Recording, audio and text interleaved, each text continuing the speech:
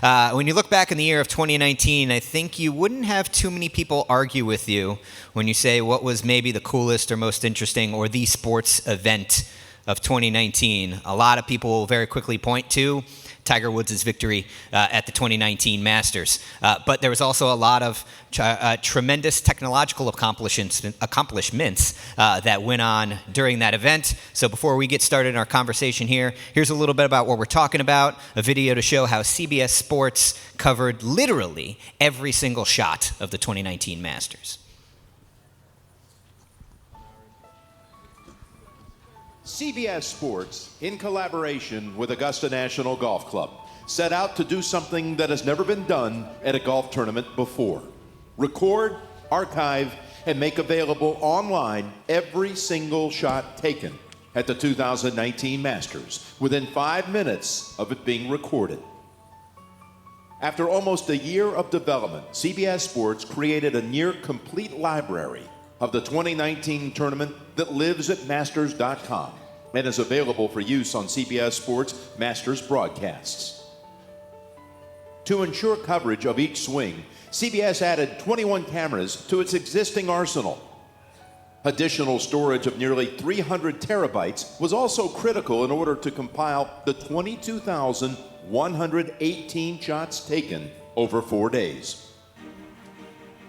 Averaging one clip every 6 seconds of the tournament, the proprietary process began with a live scoring data stream that was integrated with the video production system.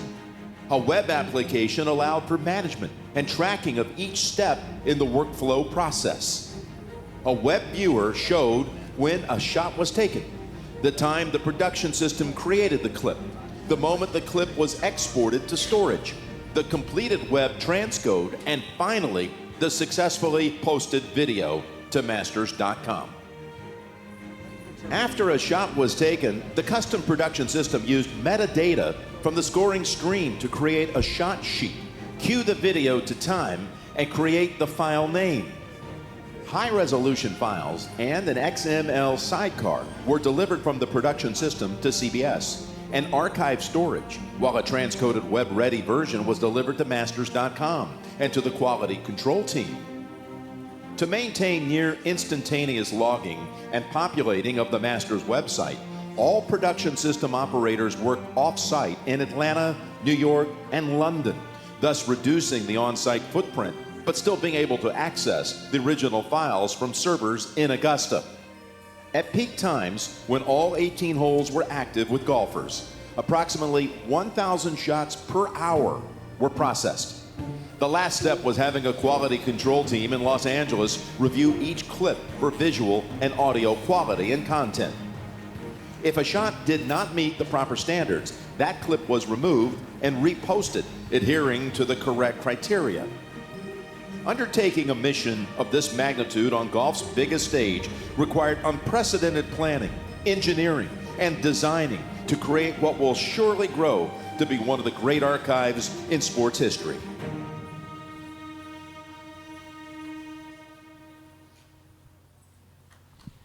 Yeah, please. Just an incredible achievement by you guys that you pulled off at the event last year. Patty, I want to start with you. The relationship with Augusta, it's one that you as a network have had for a very long time.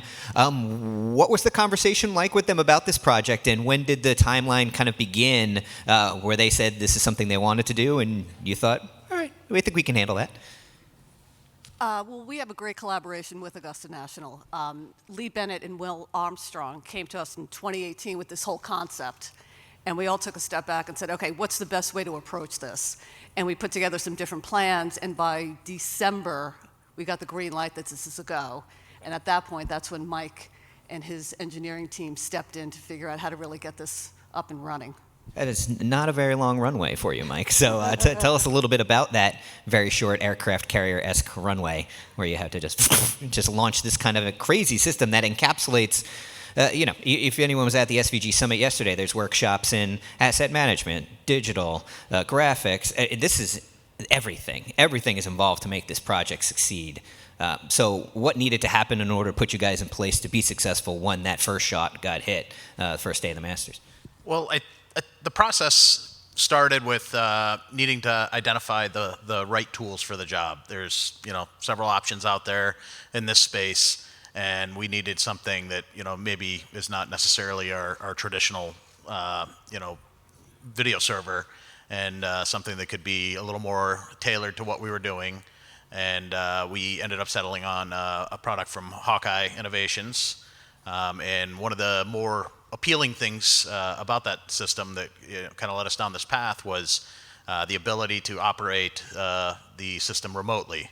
The show we do at the Masters every year is as big as anything we do anywhere, and space is a premium. We did not have really the working space to add the level of personnel that would be required to execute this. So being able to strategically place people in London, Atlanta, Los Angeles, and elsewhere, it really helped us make sure we had the right amount of people focused on this. Sure. What were the substantial obstacles, if any, that you hit? I'm sure there were some in the months leading up to this, from that time frame of January to April of earlier this year. What did you hit, and how'd you get over them? Well, we started by kind of taking a really end-to-end look at it, and what the media progression needed to look like, from acquisition to transcoding for the web to handing it off to our partners with Augusta at IBM, and seeing the end product and making sure that happened every step of the way. So one of the early things we identified is the need for a tracking system. So Thumbwar, one of our partners here, had some good creative ideas on how to implement that and develop something like that for us, and it ended up giving us a way to track the media through every step of the process, from as our friend Jim Nance just said, from the shot being taken all the way through being posted on masters.com. And a side note, how many of you ever thought you'd hear Jim Nance say transcode or XML sidecar? I loved hearing him drop SVG terms. It was great. So Brian, for those in the audience who maybe aren't familiar, tell us, what is Thumbwar? What do you guys do, and how'd you get involved in this project? So we've been fortunate to work with CBS since about 2008 at the Final Four, and when Mike came aboard, we deepened that relationship and support CBS for edit and file-based workflows. And Mike asked me to get involved in this project, I think because we're already at the Masters and had good knowledge of the compound and the course and the layout, and had some ideas on how to execute it. Sure. Maybe similar question to what I just asked Mike. What were some of the obstacles that you guys faced in the lead up to, as you were trying to put this all in this place, testing feeling comfortable going to the event, knowing absolutely. that it would work? I think working with Hawkeye was a great, they were a great team to work with, but it was just challenging to come up with the specs that we needed the system to do, what we needed, how it would play with the other systems. They wrote some custom code, we wrote some software, getting all the vendors tied together so all these systems that are there primarily for the broadcast could also support this initiative. Sure. And this could be for you. Maybe I'll go with you, Mike. Let's say we get to the Masters now. This event tees off. You've got all this stuff that's laid out in place. I mean, everyone in this room has been there where you've set up something that's new and different. But to do something this new and different on an event of the scale of the Masters is certainly not something that'll have your stomach feeling very not queasy, I'm sure. How would you say, if at all, the workflow either got into the groove or improved over the 4 days? What were the differences maybe between day one and day four? Yeah, I mean, absolutely. First, we started with a real world test at another event. We didn't want to do this for the first time, on the biggest, stage in golf. So we ran through it. It was a reduced scale for a number of reasons, but we left there feeling really good about the ability to keep up with every golfer that came through the holes we were testing on. So, I mean, that was a big checkbox. We did tons of, more lab level testing, Brian and his team, especially on all the file, workflows, and, just proving that we can keep up from, a file-based transcode to, being ready to upload to the web, and make sure we could deliver that, before we even got there. But, and really this process and the plan started with our production team too, because it wasn't just our ability to do the tech involved, but we needed a camera plan and a coverage plan that would allow us to not miss golf shots. Right. So, there's roughly 3 hours a day where every hole is active. So it's not always under direction of one of our directors. If the main show's showcasing a group on hole 11, the guy on hole 2 who has none of the shows tallying him or her, they need to be shooting golf like they're live. So there was some training that needed to be done that our production team took over in that aspect. Sure, yeah. I think that's an important point, Patty. I mean, you hear this anytime that you're layering something new, whether it's like, the mega cast at ESPN during the College Football Championship or something like that, or when you guys were doing alternate broadcasts at the Final Four. It's like, yes, we're going to try this new thing, but boy, we can't mess with that main television product because that's still where most of the eyeballs are. How hard is that balance of wanting to try something new, but boy, we still got to put a gold fence around this thing. Well, right. I mean, so that's the priority. But it's also working closely with Augusta, not adding any clutter to the course, and just being sensitive to what that looks and feels like and what people expect from, the Masters. Sure. Yeah, Brian, kind of similar question. As you guys got your sea legs over the course of the 4 days of the tournament, how did things change, either both on site and in any of the remote locations? How much more comfortable did everyone get throughout the tournament? I think that was the main thing that improved daily, was that people got more comfortable in their role. And the systems, the sort of concern at the beginning of like, is this all going to work together in real time in production? We had a sense of what the scale was. And so I think everything kind of, we improved the time daily, and it was a good feeling. Sure. And Patty, for you, in your seat, what were some of the big lessons or the big takeaways from that? You're able to look back on those 4 days now, which I'm sure are just chaos. You're keeping everything afloat. Then you get the chance to really look back and go, all right, we did that, we accomplished it. Every shot's up on the site now. I don't know. What were some of your big learnings from it that you think might even be able to help you in the future? Well, a lot of the credit goes to Mike Francis and Brian and the whole team. It was a real collaboration for everybody. The takeaway is, for us, the show gets bigger every year. And we sort of check the boxes and make sure that we're doing the best we can, delivering the best quality. Every year is a new challenge, but we, certainly take it on with, great pride. And we just keep pushing and rowing in the same direction for all of the different entities there. Sure. How about you, Mike? Yeah, I mean, our team met weekly for, every month leading up to this. And, We still do. I'm sure Brian still hears in his head and, when he's going to sleep, this is, we can't fail, and we always approach that at every event we do. But, even more so, we really, hold this event, dear to our heart, and it's really special to be a part of it. So, we really wanted to hit it out of the park, and, it was no pressure at all.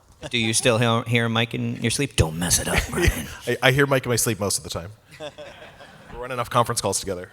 Now, obviously, there's still, a good 4 months ago until the Masters. Now, that probably feels like, you only found out that you were doing this about this time a year ago. So as you go into 2020, planning again for this tournament, well, first off, obvious question, will you be doing it again? And what can you say about what may or may not be different, or what may or may not be easier this time around as you do it year two? Why don't we start with you, Mike? Yeah, the plan is to do it again this year, and we're really looking to build off of last year, continue to refine, continue to find places where we can add efficiency and work on that bottom line, speed to availability at the end user. So, we're planning a very similar effort, but we're gonna definitely talk about where we can improve. Yeah. Patty, how would you describe it? Different at all, or is it really like, hey, let's just do this again? We'll do it again, get better, get faster. Okay. Yeah, that would be the goal. Cool. How about you, Brian? Yeah, I feel like the approach will be similar, but maybe some of the tools or people, locations might change a little bit. What about some of the tools they had in place across the court? Patty talked about, obviously you don't want to clutter up a course like Augusta. The scenery there is a big part of what makes it. Absolutely. Yeah, the good news for the aesthetics of the course is that we're, in the compound. We didn't really have to add that much equipment to the compound in terms of what we brought to the table, but it was more people. And so, our big push is to move as many people remotely as possible due to the space constraints Mike mentioned, and that's our goal for this coming year. Yeah, we actually maxed out our RF spectrum. So we had, because of the ads, we had, I think, 32 or 33 RF cameras running around the course because, in our goal of keeping Augusta as pure as possible, we don't like, having cables dragging behind all the camera guys. Plus, it also limits their ability to get in the right position for the best shots. So that was another, challenge. Yeah. How about the at-home element of it? I mean, we're talking about all those staffers that you had QCing the clips and everything. Not even to the technological standpoint of it. What's the? We have a lot of conversations around the culture in the company when you execute a workflow that's like this. How, in what ways? And Patty, maybe this is something that you can interject on too, or maybe with someone else on your team. How do you hammer that home to someone who's an editor who's sitting in Atlanta or London or whatever, and having them really appreciate the fact that, hey, Joe Schmo's shot from day one in the 11th hole, his 8th shot, he was totally bombing, he didn't make the cut. That shot's just as important to this project right now as Tiger's winning shot. Yeah, I mean, we got a lot of guidance from our partners at Augusta National, Will Armstrong and his digital team, and what was important, what we needed to make sure were the priorities, what is acceptable content. Sometimes, camera guys, get distracted and maybe miss something, but catch the end of it. Is it more important that we showed the shot, or is it more important that the creative and look and feel are right? So it was a real good set of guidelines we were given, and also gave to our QC team that were able to review all this content and make sure it was worthy of the home viewer. Now, I'm not sure if anyone in the audience, I mean, I know there's the possibility that NBC is going to be doing a little something or next year where they're going to be streaming every shot of an entire tournament. I don't know, for anyone in the audience who might be considering something of this scale, is there any advice that you could give? Something that's so comprehensive, complete, and really, you can't really brag about it as something that you do unless it gets 100%. You literally have to have every shot in there, right? I don't know. Patty, do you have any advice for someone who would dare to do something similar to this? Don't hire Mike Francis from me. That's a good point. No, just have. I've got a great team in place who's able to figure out all of these challenges, and this is just another challenge that came our way that we were able to tackle, and we're pretty proud of what we accomplished.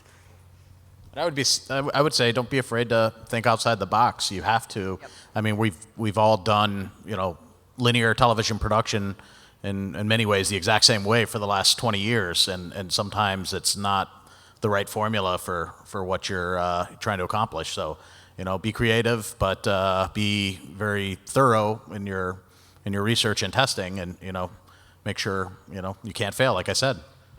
Now, about you, Brian, you want to take us home? Any last-second advice? To touch on Mike's point, I think being open to using tools, maybe not the way the manufacturer or the company that makes it intended. And I think that's really the key story that allowed us to have all these people remote. This tool's not built for remote television. It's not a television tool, but we were able to use it to enable these remote workflows. And I think that's really the key to the success of this project, is we couldn't have never had this number of people on site. So yeah, for sure. Well, if anyone hasn't dug through the site yet, the holidays are coming up, spend some time by yourself and just dig around masters.com at all the fabulous content that's there. Honestly, really just a spectacular project, and thanks so much for sharing it with us, the details behind it. Thank you very much for being here. Thank you. Thanks.